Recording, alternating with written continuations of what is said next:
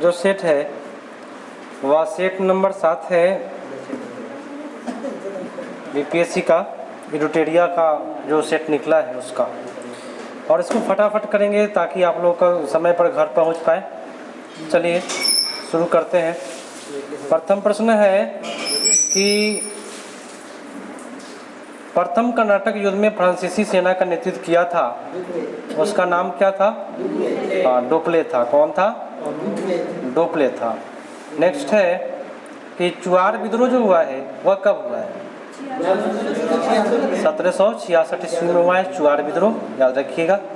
Next प्रश्न है द्वैध शासन प्रणाली का जन्मदाता निम्न में कौन सा है? देखिए जन्मदाता पूछ रहा है, लागू किया था रॉबर्ट क्लाइव, लेकिन जन्मदाता कह रहा है तो लियोनस कार्टिस। कौन था वो? लियोनस कार्टिस था द्वैध शासन का जन्मदाता है। आपका उत्तर जाएगा डी पर।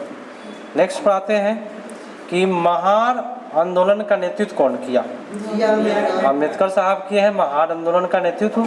नेक्स्ट पर आते हैं गीता रहस्य किसने लिखा था? बाल गंगाधर तिलक। नेक्स्ट है अखिल भारतीय राज जन परिषद की स्थापना गठन कब हुआ?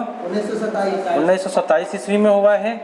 नेक्स्ट है कि भारतीय राष्ट्रीय कांग्रेस, मुस्लिम लीग और अखिल भारतीय खिलाफत समिति के अध्यक्ष पद के लिए चुने गए एकमात्र व्यक्ति कौन थे? तो उसका नाम था हकीम अजमल खान। हाँ, उसका हो जाएगा अजमल खान। कौन सा हो जाएगा? हकीम अजमल खान।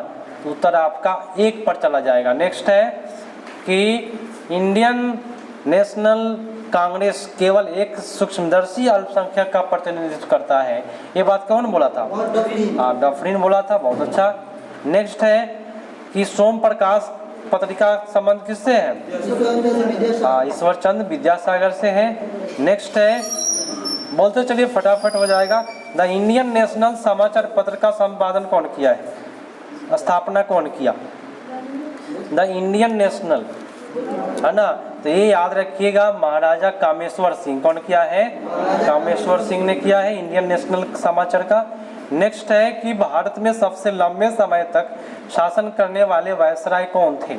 सबसे लंबा समय तक किया था लॉर्ड लिनलिथगो, है ना? अगस्त प्रस्ताव इन्हीं के समय में पारित हुआ था, लॉर्ड लिनलिथगो के समय में। निम्नलिखित में कौन सा नेता खिलाफत आंदोलन से जुड़े थे? देखिए खिलाफत आंदोलन के मोहम्मद अली, ये सब आपका जुड़ा हुआ है, तो आपका उत्तर 12 का डी पर चला जाएगा। नेक्स्ट है कि आधुनिक भारत में युगांतर आश्रम था। देखिए युगांतर आश्रम गदर पार्टी का जो मुख्यालय था वही था युगांतर आश्रम, तो आपका उत्तर 1 पर चला जाएगा।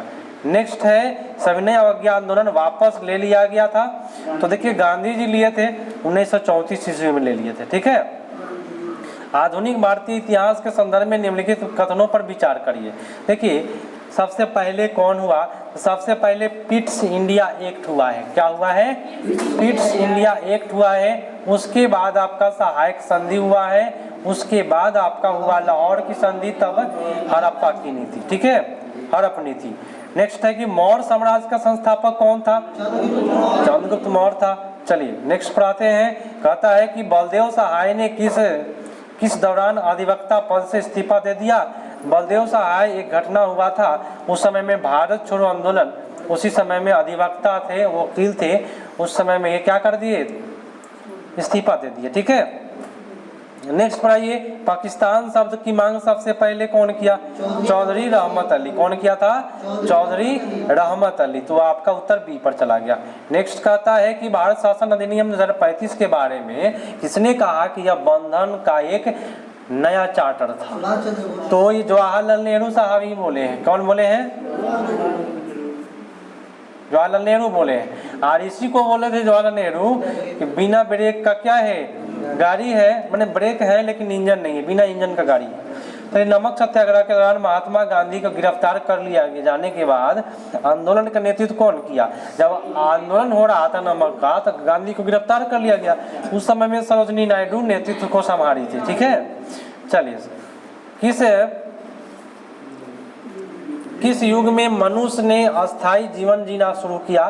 तो नवपाषाण युग के समय में, सबको पता है कि नवपाषाण बोले तो नया समय में सब कोई नया जीवन जीना शुरू किया। मगध की प्रारंभिक राजधानी कहाँ थी?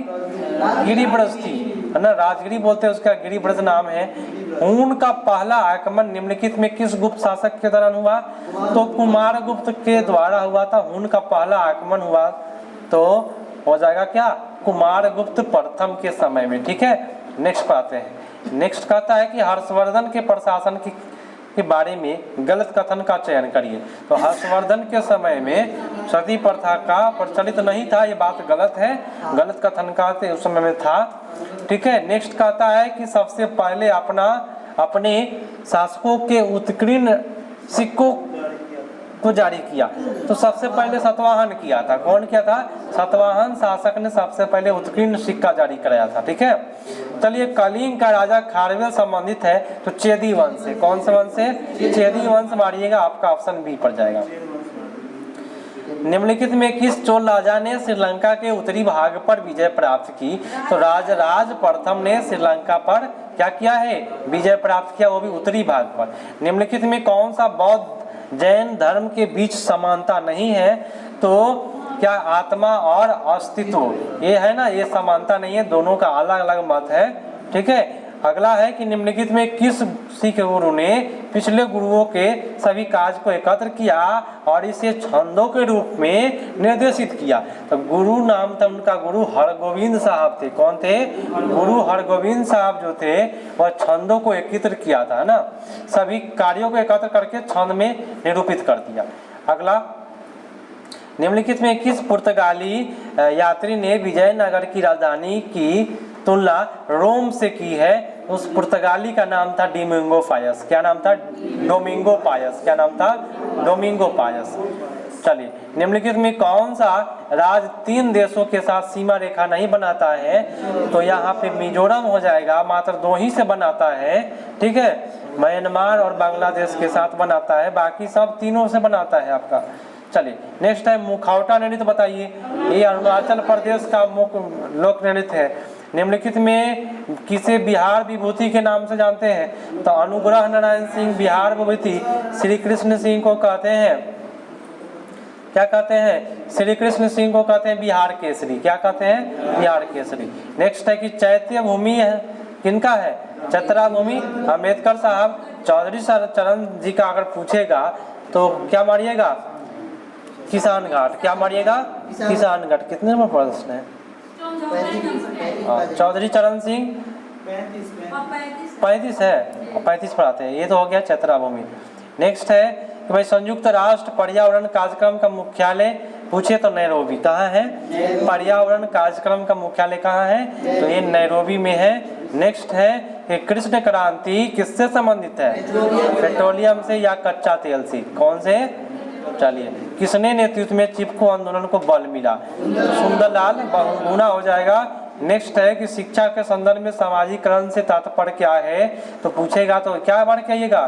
सामाजिक वातावरण के अनुकूल और समायोजन मार्क के आएंगे। ठीक है, डिसलेक्सिया ये आपका पेडागोजी दिया है तो पढ़ने से होता है। पेडागोजी आप लोगों को थोड़ा भी दिक्कत नहीं होगा मेरे यहाँ। अगला है कि शरीर के पढ़ते समय दृश्य सर्व सामग्री की कभी भी बात करेगा जीवन में तो इंद्रिय आएगा। क्या आएगा? इंद्रिय की बात जरूर आएगा, दृश्य सर्व सामग्री आए तो। ठीक है, ये ट्रिक इस्तेमाल करिएगा। 1-2 प्रश्न वहाँ पे देखने के लिए मिल जाएगा आपको पेडागोजी। ठीक है, क्योंकि भाई टीचर के एग्जाम देने जा रहे हैं, डाल ही दे 1-2, क्या कर सकते हैं आप। चलिए, वर्तमान में केंद्रीय सतर्कता आयुक्त कौन है? तो परवीन कुमार श्रीवास्तव है। कौन है? परवीन कुमार श्रीवास्तव। नेक्स्ट है कि भाई विश्व के सबसे ऊंचे युद्ध क्षेत्र सियाचिन ग्लेशियर में तैनात होने वाला भारतीय सेना पहली महिला अधिकारी कौन थी? तो शिवा चौहान थी। कौन थी?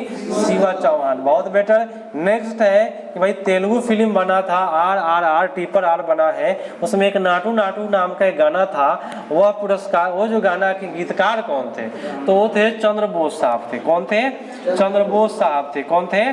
चंद्र बोस। नेक्स्ट है कि निम्नलिखित में से किस देश के केंद्रीय बैंक के साथ भारतीय रिजर्व बैंक ने दिसंबर 2022 में मुद्रा स्वैप, करेंसी स्वैप की बात कभी भी कहेगा, मुद्रा बोले तो क्या? पैसा। पैसा को माल भी कहते हैं, तो इसी से आप उससे याद रख सकते हैं मालदीव। क्या कर सकते हैं? मालदीव। ठीक है ना, कहते हैं चलो भाई माल कमाने। है ना, पैसा कमाने, तो मालदीव मार के आइएगा। करेंसी स्वैप की बात करें, मालदीव मारेंगे, ठीक है।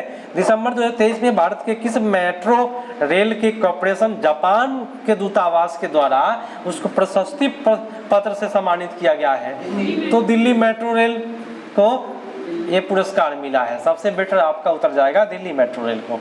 और ये बहुत खुशखबरी की बात है कि भाई भारत को मिला है, वो भी जापान के द्वारा। संचार प्रणाली में वाल्व देखिए, वाल्व से आप एक ट्रिक लगा सकते हैं। दीवार, वाल्व तो क्या, दीवार, और दीवार क्या करता है, कोई भी चीज को रोकने का काम करता है। तो यहाँ पे उत्तर क्या हो जाएगा, रक्त के बैंक फ्लो को रोकने के लिए वाल्व का प्रयोग होता है। कोई दिक्कत नहीं ना हो रहा है। चलिए ट्रिक बताते चलेंगे, फटाफट करेंगे, बहुत जल्दी करेंगे। निम्न में कौन सा हार्मोन गुर्दे से उत्सर्जित पानी की मात्रा को नियंत्रित करता है? पानी की मात्रा, गुर्दा बढ़े तो किडनी, और किडनी जो है वह क्या करता है, पानी की मात्रा बढ़े तो जो पेशाब जो होती है कितने मात्रा में निकले उसका नियंत्रित करने का काम जो होता है एंटी ड्यूरेटिक हार्मोन करता है, एडीएच हार्मोन कहते हैं उसको, ठीक है। अगला है कि निम्नलिखित में कौन सा गुर्दे में पथरी का एक समान कारण है? देखिए, हाँ, निर्जलीकरण, कम पानी अगर पीते हैं तो पथरी का भी कारण बन जाता है गुर्दे में। आपका उत्तर 1 पर चला जाएगा, ठीक है। और दूसरा है कैल्शियम ऑक्जिलेट के कारण गुर्दे में पथरी हो जाता है। अगला है कि पादप हार्मोन बीजों के अंकुरण में भाग लेता है, तो कौन सा हार्मोन है? तो जिब्रेलिन जो है और बीज के अंकुरण में सहायता करता है, ठीक है। नेक्स्ट कहता है ईईजी, बताइए क्या है? तो मस्तिष्क का है। और ईसीजी की बात करेगा तो हृदय का हो जाएगा। नेक्स्ट प्रश्न पर आते हैं। प्रश्न है कि आंखों के किस रंग में प्रतिबिंब सबसे अधिक संवेदनशील होता है? पीला और हरा सबसे अच्छा तरीका से आंख आपका देखेगा, वो रिलैक्स भी महसूस करेगा, ठीक है। चलिए नेक्स्ट है कि मलेरिया के इलाज के लिए क्या करिएगा? दुनिया का कोई भी दवा नहीं है, इसमें एंटीबायोटिक कुछ भी खा लीजिए तो मलेरिया का इलाज नहीं होगा, वो सिनकोना के छाल से प्राप्त किया जाता है, इसमें है ही नहीं। उत्तर क्या करेंगे? इनमें से कोई नहीं। एंटीबायोटिक कितना भी खा लीजिए कोई दिक्कत नहीं होगा, कोई बने सुधार नहीं होगा। पैराडॉक्सिन जो होता है, बी किसको कहते हैं, कौन सा बी? हाँ, विटामिन 6 को कहते हैं, पैराडॉक्सिन कहते हैं, ठीक है। चलिए नेक्स्ट है प्रकाश संश्लेषण के लिए केल्विन चक्र। भाई केल्विन की बात करें, केल्विन मतलब तो क्या, ताप, ये ताप मापता है। तो भाई ताप जब मापेगा तो भाई क्या करेगा, कार्बन डाइऑक्साइड को कार्बनिक यौगिक में बदलने के लिए केल्विन की आवश्यकता पड़ता है, मैंने गर्म करने की आवश्यकता पड़ता है, ठीक है। उसको केल्विन चक्र कहते हैं। अब विद्युत चुम्बकीय तरंग पूछेगा या ध्वनि में प्रकाश की चाल पूछेगा तो दोनों का होता है 3 × 10⁸ मीटर प्रति सेकेंड, ठीक है। 1 नंबर उत्तर हो जाएगा, ठीक है। ध्वनि या विद्युत चुम्बकीय दोनों का एक ही होता है। किस विलयन में हाइड्रोजन का अगर पीएच मान ज्ञात करना है तो पीएच स्केल से ज्ञात करिए, सबसे बेटर तरीका से आप ज्ञात कर सकते हैं। क्या हो जाएगा? PH scale. और पीएच स्केल की खोज पूछ देगा तो सोरेनसन साहब किए थे। कौन किए थे? सोरेनसन साहब किए थे। नेक्स्ट है कि गुरुत्वीय त्वरण जी का मान जैसे जैसे आप ऊपर जाइएगा तो घट जाएगा। क्या हो जाएगा?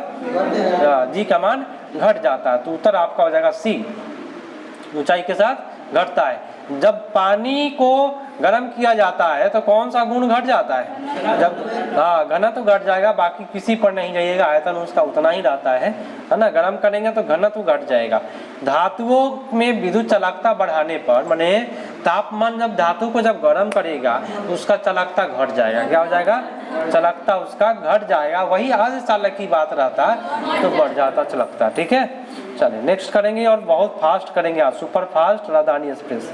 निम्नलिखित में कौन सा गैस सोडियम कार्बोनेट के साथ सल्फ्यूरिक अम्ल के अभिक्रिया कराइएगा तो इसका जब सही से रिएक्शन बनेगा तो CO2 गैस उत्सर्जित होगा। क्या होगा? CO2 गैस उत्सर्जित हो जाएगा।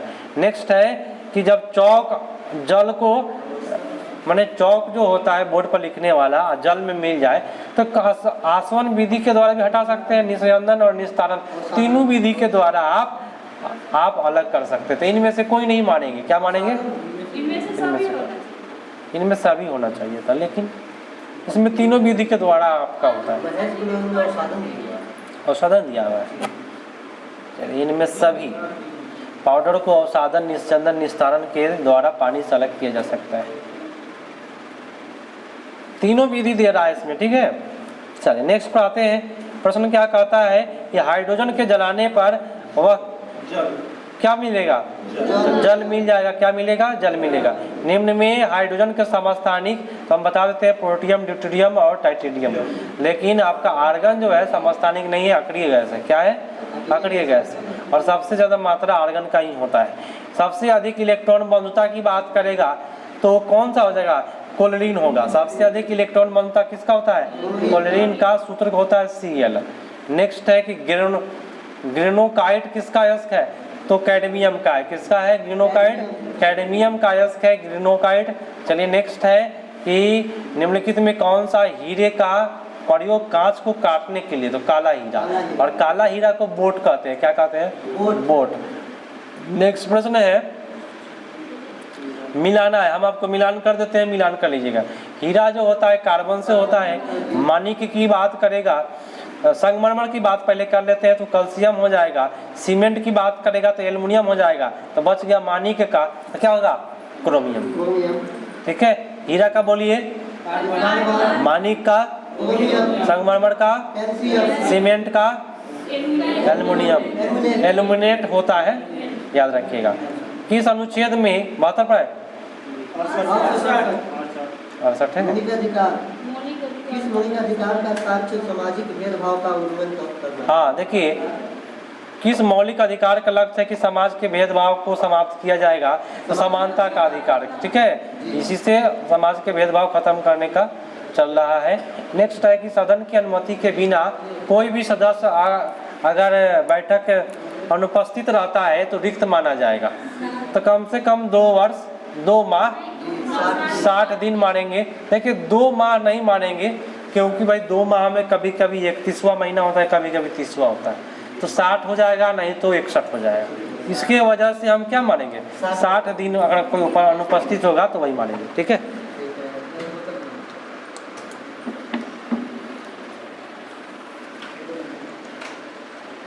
अगला है कि राष्ट्रीय शांति एवं सुरक्षा का वर्णन नीति निर्देशक तत्व की बात करेगा। तो नीति निर्देशक तत्व अनुच्छेद किसमें है? 51 में है। किसमें है? 51 में आता है। नेक्स्ट है कि किस अनुच्छेद के तहत राज्यसभा संसद को राज्य सूची के विषय पर विधि माने कानून बनाने के लिए बना सकता है कानून? तो वह एक विधि है, वो आपका हो जाएगा अनुच्छेद 249 के तहत। ठीक है। ठीक है, आपका उतर जाएगा बी पर। नेक्स्ट पर ये कहता है कि भाई निम्नलिखित में कौन सा अनुच्छेद के अंतर्गत नियंत्रक एवं महालेखक परीक्षक के कर्तव्य को शक्ति प्रदान दिया गया है? तो नियंत्रक एवं महालेखक, उसको कहते हैं अटॉर्नी जनरल ऑफ इंडिया, इसको शक्ति जो मिला है वह 149 के तहत। किसके तहत? 149 के तहत। संसद का व्यय एवं लेखा जोखा रखने का काम यही करता है अटॉर्नी जनरल ऑफ इंडिया। बोले तो नियंत्रक एवं महालेखक परीक्षक करता है संसद का लेखा जोखा। ठीक है। निम्नलिखित में अनुसूची भूमि सुधार संबंधित कौन सा संशोधन है? 9वीं संशोधन जो है और भू राजस्व सुधार से है। क्या है? भू राजस्व सुधार। और 10वां का है तो दल बदल। 11वां का है पंचायती राज। 12वां का है नगर निगम। नेक्स्ट है संविधान में महत्वपूर्ण भूमिका निभाने वाले संविधान सभा के सदस्य के अनुसार संविधान की प्रस्तावना हमारे दीर्घकालिक सपनों का विचार है। मैंने दीर्घकालिक सपना हम सुन रहे थे तब उसी का संविधान का निर्माण हुआ। ये बात कौन बोले थे? हाँ, मुंशी जी नहीं, अलादी कृष्णा स्वामी अय्यर। अलादी कृष्णा स्वामी अय्यर साहब बोले कि बहुत दिन हम लोग सपना देखे तब जा करके क्या हुआ? संविधान का निर्माण हुआ है। मौलिक अधिकार राज्य के नीति निर्देशक तत्वों के विषय में कौन सा कथन सही है? देखिए एक दूसरे के पूरक होता है नीति निर्देशक और मौलिक अधिकार। नेक्स्ट है कि भारत में त्रिस्तरीय पंचायती राज कौन शुरू किया? बलवंत राय मेहता। द्विस्तरीय की बात करेगा तो अशोक मेहता। त्रिस्तरीय का है तो बलवंत राय। नेक्स्ट है कि 44वां संविधान संशोधन 1978। ये जो 78 हुआ है इसमें कौन सा शामिल नहीं है? नेगेटिव पूछ रहा है तो गणपूर्ति की बात जो है ना 78 में चर्चा ही नहीं है कहीं भी। ठीक है। बाकी अशांति के लिए ये सब ठीक है आपका, और हटा करके उसको संपत्ति का अधिकार से हटाकर उसको कानूनी अधिकार कर दिया गया है। 300 के ए में है। ठीक है। चलिए नेक्स्ट है कि परंपरा के अनुरूप राज्यपाल की नियुक्ति करते समय प्रायः राष्ट्रपति को किससे परामर्श मिलना चाहिए? तो मुख्यमंत्री से परामर्श लेकर के ही आप राज्यपाल की नियुक्ति कर सकते हैं, कोई राष्ट्रपति करता है, बिना मुख्यमंत्री के परामर्श से होगा ही नहीं। संविधान के कौन से भाग को मैग्ना कार्टा करते हैं? मैग्ना कार्टा भाग 3 को, भाग 3 को क्या कहते हैं? मैग्ना कार्टा कहते हैं। ठीक है, चलिए नेक्स्ट है, राष्ट्रीय आय की गणना किस विधि के द्वारा किया जाता है? याद रखिए, राष्ट्रीय आय की गणना इसमें सब विधि से कर सकते हैं, व्यक्तिगत विधि, उत्पाद विधि और क्या, एक सेकेंड बैठिए सर। चलिए नेक्स्ट पर आते हैं। कहता है कि भारत का दूसरा सबसे बड़ा कृषि आधारित उद्योग कौन सा है?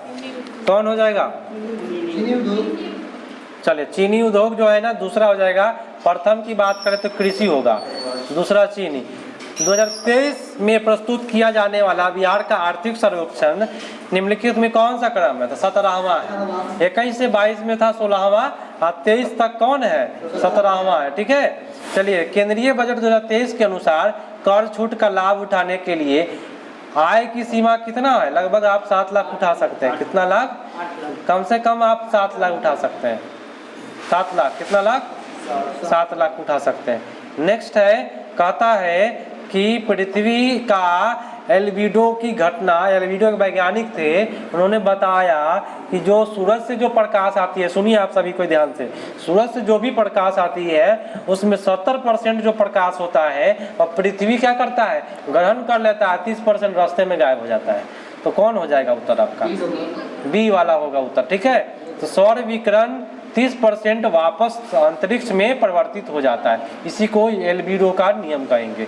निम्नलिखित में गैस वायुमंडल में सर्वाधिक मात्रा में प्रतिशत के रूप में सबसे ज्यादा फर्स्ट में आता है वह नाइट्रोजन है, और 2 की बात करेगा तो ऑक्सीजन है, और 3 नंबर में आता है तो आपका आर्गन आता है। तो हम 3 वाला मारेंगे। और 4 नंबर की बात करता तो कार्बन डाइऑक्साइड है। तो 1 में कौन हुआ? नाइट्रोजन। 2 में कौन हुआ? ऑक्सीजन। 3 में क्या हुआ? आर्गन। 4 में कौन हुआ?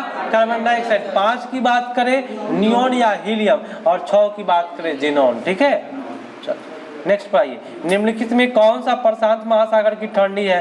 तो कैलिफोर्निया की जो जलधारा है वह क्या है? वह ठंडी जलधारा है। ठीक है, नेक्स्ट है कि कोयला के भंडार निम्न में से कौन सा देश में प्रथम स्थान है? देखिए कोयला में अमेरिका सबसे आगे है। क्या है? अमेरिका अभी भंडार में आगे हो गया है कोयला में। ठीक है, दक्षिण भारत की सबसे ऊंची चोटी का है अनैमुडी है। ठीक है, अनैमुडी है, आपका उत्तर हो जाएगा सी।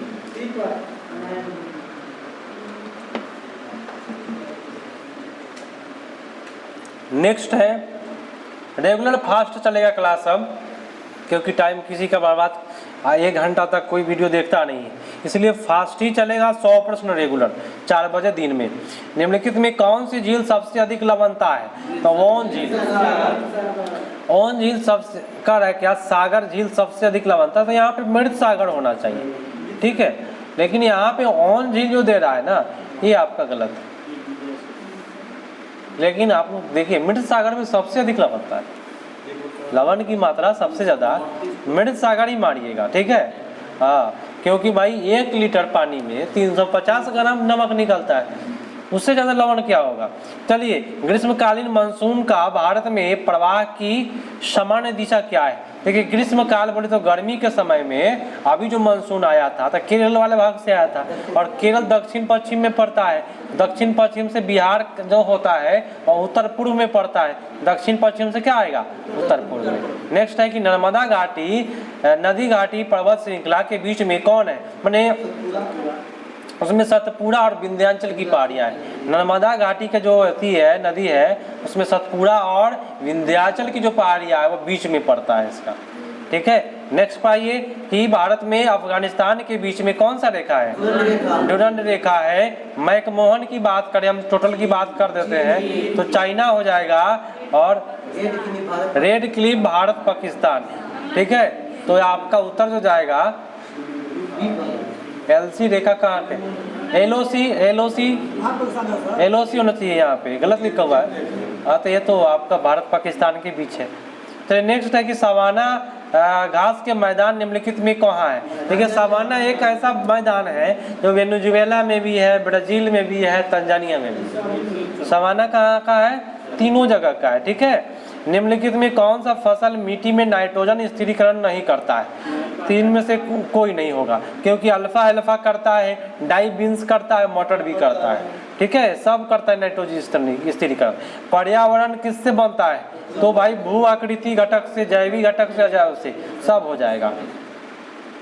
अगला है कि धारणीय विकास किसके उपयोग के संदर्भ में अंतर्गत पीढ़ीगत संवेदनशील का विषय है? देखिए सबसे संवेदनशील विषय जो है कौन सा है? सामाजिक संसाधन। हाँ, प्राकृतिक नहीं, उससे ज़्यादा बेटर हो जाएगा, प्राकृतिक में सब आ जाएगा।